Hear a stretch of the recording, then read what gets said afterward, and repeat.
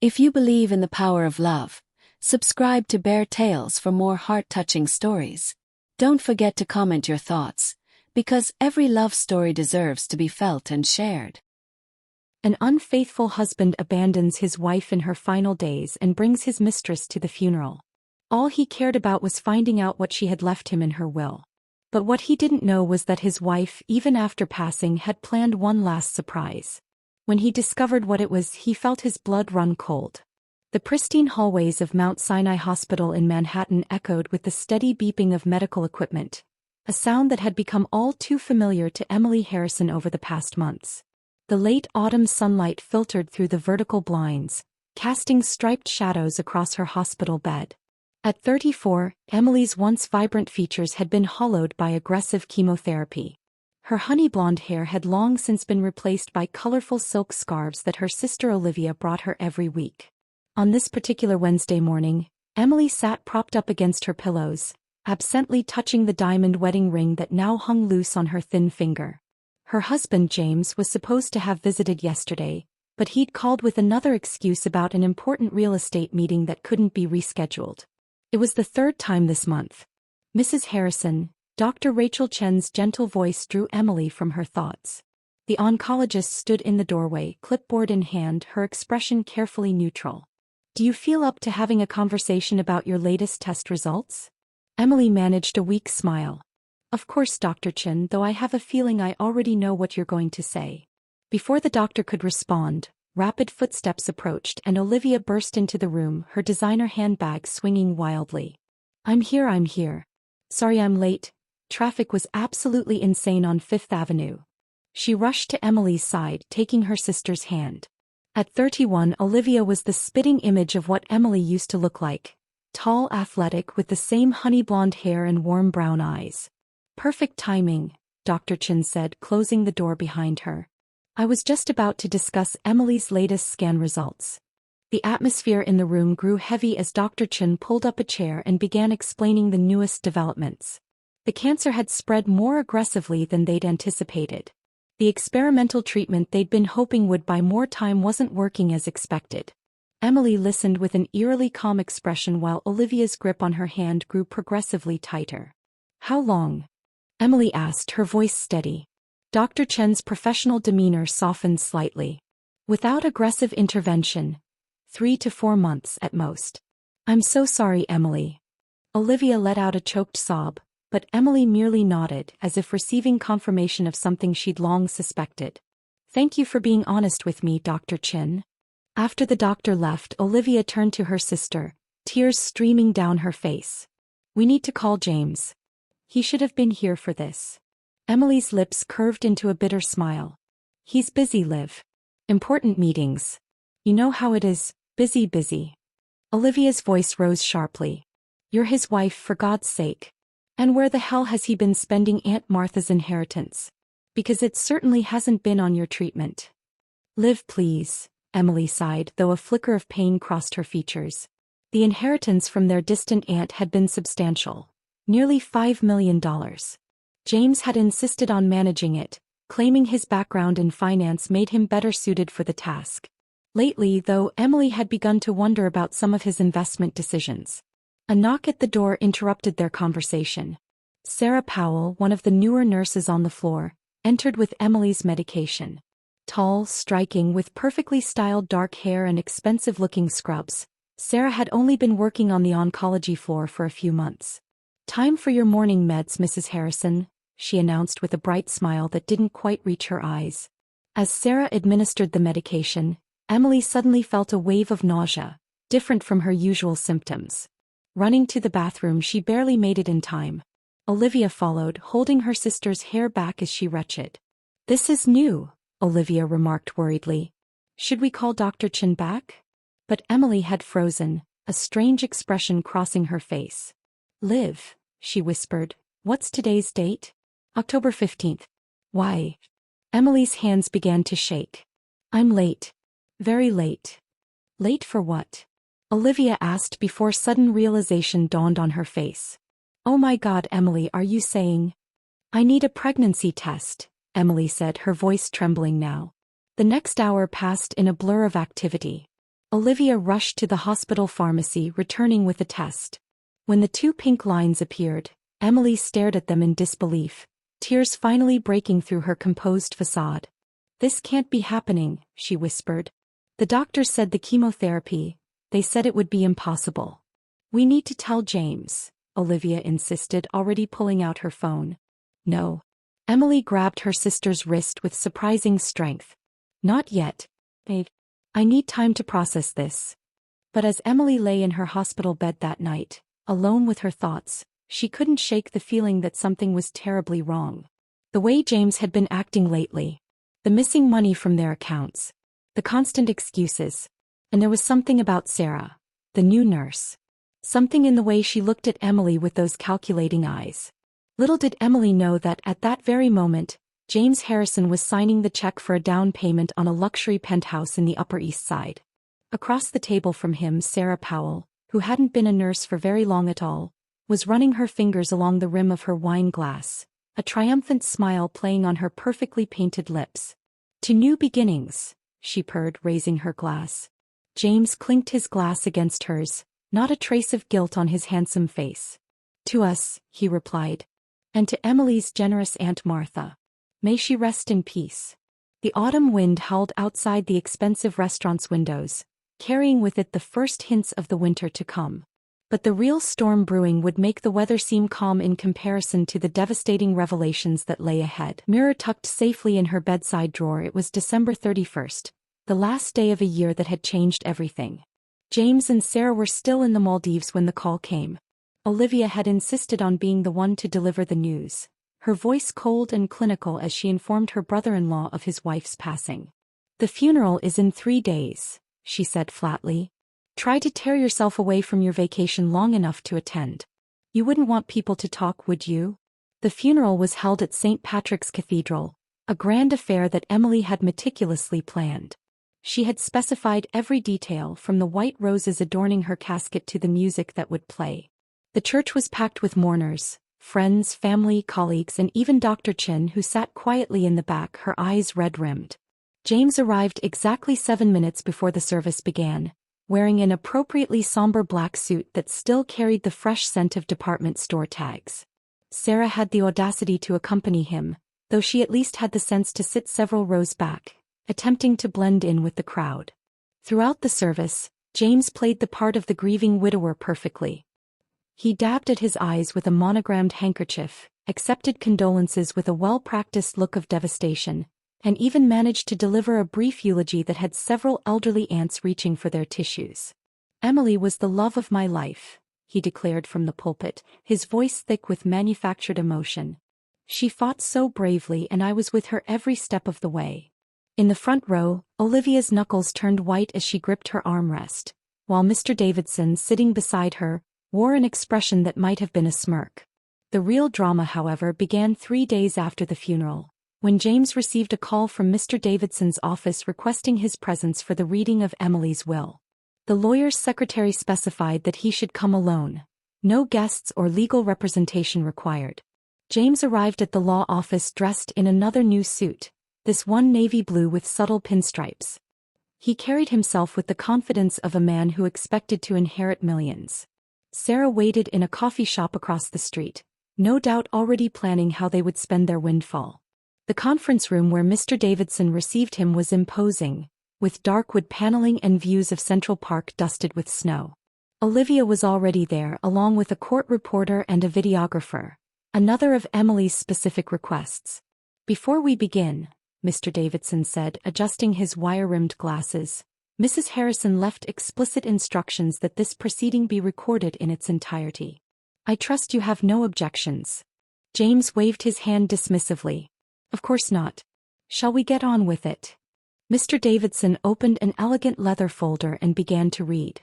"I, Emily Catherine Harrison, being of sound mind and body, do hereby declare this to be my last will and testament." What followed was nothing short of theatrical. First came the small bequests: jewelry to cousins, books to friends, her collection of art to various museums. Then Mr. Davidson cleared his throat and moved on to the main event. "Regarding the remainder of my estate, including all funds inherited from my late Aunt Martha Harrison, all properties purchased with said funds, and all investments made thereof. James leaned forward slightly, a hungry gleam in his eyes. I hereby bequeath the entirety of these assets, valued at approximately $4 million, to be divided equally among the following charitable organizations: the American Cancer Society, Mount Sinai Hospital's Oncology Research Department, and the National Coalition Against Domestic Violence. The color drained from James's face. What? Furthermore, Mr. Davidson continued, seemingly oblivious to James's distress, I direct that all properties purchased with my inheritance, including but not limited to the penthouse apartment at Park Avenue, be immediately liquidated, with proceeds going to the aforementioned charities. This is ridiculous. James sputtered, rising from his chair. She can't do this. That money was meant for me. I'm her husband. Please sit down, Mr. Harrison. There's more. James collapsed back into his chair, his carefully maintained facade crumbling. To my husband, James Alexander Harrison, Mr. Davidson read, his voice taking on an almost theatrical quality, I leave 2 items. First, this letter to be read immediately. He pulled out a cream-colored envelope and handed it to James, who took it with trembling hands. And second, Mr. Davidson continued as Olivia reached under the conference table and produced a familiar wrapped package. This mirror. James stared at the antique mirror as Olivia placed it before him, its silver frame gleaming under the office lights. With shaking fingers he opened Emily's letter and began to read aloud, as per Mr. Davidson's instruction. My dearest James, by the time you read this I will be gone, and you will be discovering that your carefully laid plans have crumbled to dust. Yes, I knew about Sarah. I knew about the penthouse, the jewelry, the vacations. I knew everything. I also knew about the baby, our baby, that I lost while you were buying emeralds for your mistress. The child you never knew about because you were too busy building a new life on the foundation of my death to notice that I was carrying your child. But this letter isn't about punishment, James. It's about reflection. The mirror I've left you is very special to me. It belonged to my grandmother who gave it to my mother who gave it to me. It's seen 3 generations of women in my family face their truths, both beautiful and ugly. Now it's your turn. Every morning when you wake up I want you to look into this mirror. Really look. See the man who could leave his dying wife alone in a hospital while he romanced a fake nurse. See the man who could spend his wife's inheritance on trinkets for his mistress while she fought for her life. See the man who lost the chance to be a father because he was too selfish to be a husband. The mirror will never lie to you, James, even though you've spent your entire life lying to yourself. And maybe, just maybe, one day you'll look into it and finally see yourself the way I saw you in the end. Don't bother looking for the money, it's gone. Don't bother trying to contest the will. Mr. Davidson has made it ironclad. Don't bother running to Sarah. She'll be gone too once she realizes there's nothing left for her to take. All you have now is your reflection, James. I hope you learn to live with it. With all the love I once had. Emily. Death. He didn't immediately look away. That evening he sat down at his small desk and began to write. Dear Emily, today I started over. Not because I want to, but because you made it impossible to continue being the man I was. The mirror you left me isn't just reflecting my face anymore. It's reflecting my soul. And maybe, just maybe, that's beginning to change too. I'll never forgive myself for what I did to you. I'll never stop regretting the family we could have had. But I promise you this. Every day I'll look in that mirror and try to be better than I was the day before. Not for me but for you. For the baby we lost. For the man you always believed I could be. Forever sorry, James. 1 year after Emily's death, James stood in front of the mirror in his studio apartment, adjusting the tie on his newly purchased suit. It wasn't designer label anymore. Those days were long gone, but it was clean and professional, appropriate for the event ahead. Today marked the grand opening of the Emily Harrison Memorial Wing at Mount Sinai Hospital, funded by the money she'd left to the oncology department. James had been invited, not as a guest of honor but as a cautionary tale. Part of his therapy and redemption journey had involved speaking to medical ethics classes about patient vulnerability and betrayal of trust. When the hospital board heard about his presentations, they decided his story should be part of the opening ceremony. His phone buzzed with a text from Kate. Are you sure you want to do this? It's not too late to back out. James looked at his reflection one last time. The past year had aged him considerably. His hair was more gray than brown now, and the lines around his eyes had deepened. But there was something different in his gaze, something that hadn't been there before. Purpose, perhaps. Or maybe just the weight of genuine remorse. I'm sure he texted back. Emily would want me to be there. Not for me but for the truth. The ceremony was scheduled for noon, but James arrived at Mount Si early. He wanted to walk the familiar halls one last time, to remember everything he'd tried so hard to forget during Emily's illness. As he passed the oncology floor where Emily had spent her final months, he saw a familiar face. Dr. Rachel Chin, Emily's oncologist. She was speaking with a young couple, her expression compassionate but serious. James hung back watching the scene play out. The woman was clearly in the early stages of cancer treatment, her head wrapped in a colorful scarf similar to the ones Emily used to wear. Her husband held her hand tightly, his face a mask of concern and love. The sight hit James like a physical blow. That should have been him with Emily. Present. Concerned. Loving. Instead he'd been planning vacations with Sarah, spending Emily's money on luxury, while she fought for her life alone. Mr. Harrison. He turned to find Dr. Chin standing behind him, her expression guarded. Dr. Chin, I was just... I know why you're here, she said quietly. The ceremony. I'm speaking too. She paused, studying his face. You look different. I am different, he replied. Too late. But different. Dr. Chin nodded slowly. Emily used to talk about you, you know. Even after she knew about the affair, she would tell me about the man you used to be before money and success changed you. She never stopped believing that man was still in there somewhere. James felt tears pricking at his eyes. I didn't deserve her faith. No, Dr. Chin agreed. You didn't. But that's the thing about faith, Mr. Harrison. It's not about deserving. It's about believing in possibility. He checked her watch. The ceremony starts soon. Are you ready to face everyone? The grand opening ceremony was held in the hospital's main auditorium, packed with donors, medical staff, and media representatives. In the front row sat Olivia, who had spearheaded much of the memorial wing's development. She didn't look at James as he took his assigned seat near the back. The hospital's chief of medicine opened the proceedings with a speech about progress and hope. Then came Dr. Chin, who spoke about Emily's courage during her treatment. Finally, it was James's turn. As he walked to the podium, a hush fell over the crowd. Many of them knew his story. It had made headlines when everything fell apart. The wealthy real estate developer who betrayed his dying wife, spent her inheritance on his mistress, only to lose everything in an act of poetic justice. James placed his hands on the podium, taking a deep breath. In his pocket was the worn ultrasound photo he always carried. Now he'd added something else. The last photo ever taken of Emily, smiling weakly from her hospital bed, her eyes still somehow full of light. My name is James Harrison, he began, his voice steady, and I am here today, not as a success story but as a warning. Silence filled the room as he continued. A year ago I stood in this very hospital in a room upstairs, and made the conscious decision to betray the person who needed me most. His voice echoed through the silent auditorium. I had everything, a successful career, a beautiful home, and most importantly, a wife who loved me unconditionally. Emily was the kind of person who saw the best in everyone. Especially me. Even when I gave her every reason not to. He pulled out the hospital photo of Emily, holding it up for the audience to see. This is the last photo taken of my wife. While this picture was being taken, I was across town picking out jewelry for my mistress, with Emily's inheritance money. While Emily was fighting for her life in this hospital, I was planning a future with another woman.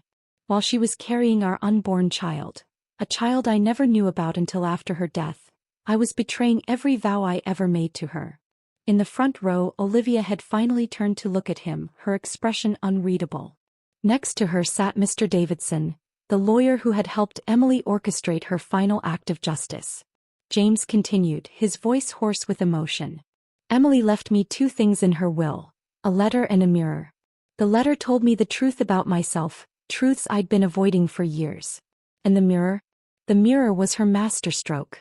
Because she knew my real punishment wouldn't be losing the money or the lifestyle or even my reputation. It would be having to look at myself every day and see what I'd become. He pulled out the ultrasound photo. This is the child we lost. Emily was carrying this baby while I was destroying our marriage. She lost it the day she discovered my betrayal.